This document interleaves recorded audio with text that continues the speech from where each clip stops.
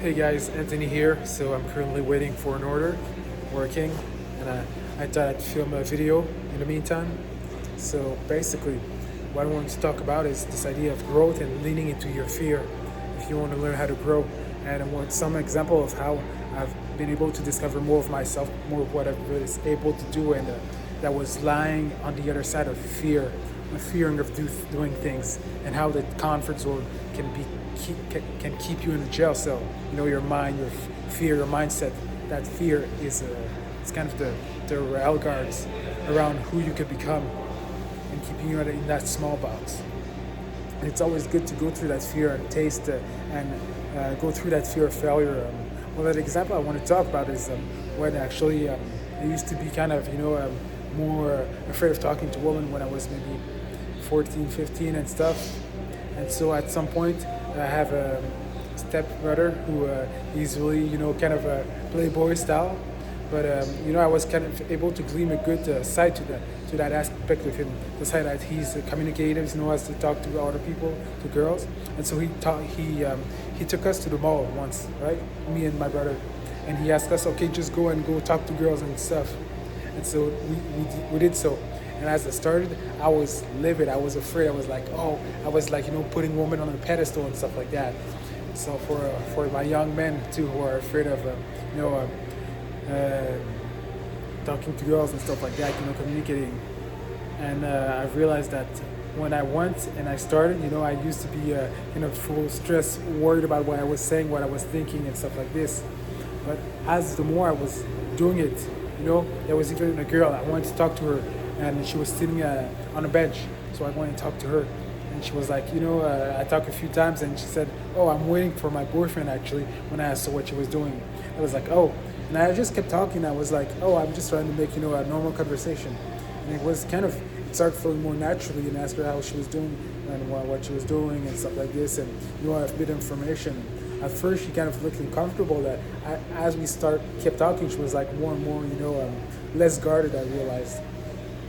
Maybe I was not giving the vibe of trying to get something from her, but that was fun because I realized that it wasn't as scary as I thought as I went through the process of what if it goes bad, but what if it goes well, right? It's often those what ifs, those mental prison that we say, what if it doesn't happen as I hope it does? But when you decide to stop controlling things, it's okay. There were some people, some other girls that they weren't interested. I wasn't trying to get their numbers or anything, but just learn how to go talk to them. And as I approached, I realized that people are less scary and more friendly than I thought, right? And so it was like I was opening new rooms into the houses of the house of my mind, kind of, and opening new doors, new aspects of myself I didn't know. The guy that was actually able to, and I like to kind of talk to people in a playful way, tease them sometimes, make jokes, whether it's self, and just I started. Getting to my own rhythm in a sense. I'll talk to girls and stuff, and it was like it was less pressure, and I realized that really this ease that you often see other people do it with, you can actually start seeing yourself doing the same thing. And again, it wasn't about trying to get a girl's number, unless you're somebody that you're attracted to someone and you want to go talk to them, but you're afraid, and you're having what if it goes bad? That's something you can test for yourself. Go and try to talk to other girls who you're maybe not interested in, or maybe you find pretty, but you're willing to fail. And so that actually it's kind of funny. It's kind of awakening parts of you that you don't know exist. And what else? So as I started doing that, eventually, when I was still at church, right? I would sometimes go out and preach the gospel to people, and just have to go and talk to other people about subjects of the spiritual nature, which sometimes some people aren't interested in. Sometimes it happened well, they were receptive. Sometimes they were like, "Nah, I'm not interested," politely, or sometimes even unpolitely. And the way that when you learn how to get rejected, sometimes politely, sometimes, especially in polite times, and you get out of what did I do wrong and stuff like this heartbeat of thinking back on the interaction, and sometimes you just rest and you realize that you're still alive, you're still you haven't died or anything, and then there's like a part of you that's awakening and it's like becoming more and more used to it. The next time I do the same thing again and again. And what happens is this: you kind of develop like a rhythm where it's like the barriers are becoming less and less solid of you trying to go out and do something that you're uncomfortable with. It becomes more and more natural to the point where, even to a point, especially when I go and ask people if they want healing and stuff. At first, when I was getting back into it, there was a lot of barriers, a lot of pressure. What if it works? What if it doesn't work? But the more and more I do it, it's like I go out and I'm reminded, oh yeah, I'm the type of person that does these kind of things. So again, yeah, that's just a sort of video of personal growth. If you want to learn more sides of yourself and kind of break the cycle of your life that's always the same, that's something that you can try. Just leaning into the fear of it, because growth is in the other side of the fear that you.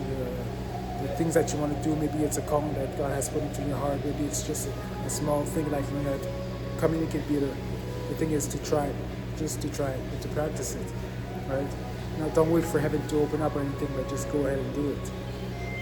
And you'll be grateful for yourself, for the person that you were on the back, and say, thank you, old Anthony, for actually going through that place of stress, right? And so it's like any skill you want to develop, you got to go on that fine line where you're not sure if you're going to succeed. So that's a good guiding line. And stop falling off those skills that you develop, especially communication and talking to others. I've learned, that some people would rather die than actually speak in public. And that's just something that a lot of people have fear of ridiculizing themselves, right?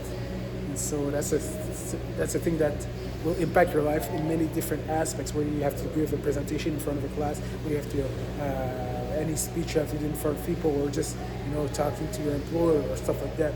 Especially communication skills like that. It's really important to just test yourself in everyday life, where there's not enough, where it's not going to cost you a lot to fail. And so. Maybe another thing, I like watching some videos of guys who actually go around outside and they just talk to people on the sidewalk, and they just ask them, they give them compliments and stuff. I remember watching some of those videos on YouTube, and that's kind of encouraging, that's fun, and the guys talks about how it gets into rhythm and how it's really interesting. It's just fun to get used to talking to people, to just getting to relate to others, and it gives you life. Pretty much, that's all for today, If you want to grow and learn more about yourself and step into new aspects of yourself, and just actually get rid of some fear that you feel are bounding you, lean into it, and then try things, small things that pushes you out of that comfort zone. And ultimately, you end up actually living life, not bounding yourself to the common, to what you're used to, but living life. Kind of discovering a new life when you're there. That's what gives life its spices and its interest. So that's pretty much all for today. Peace.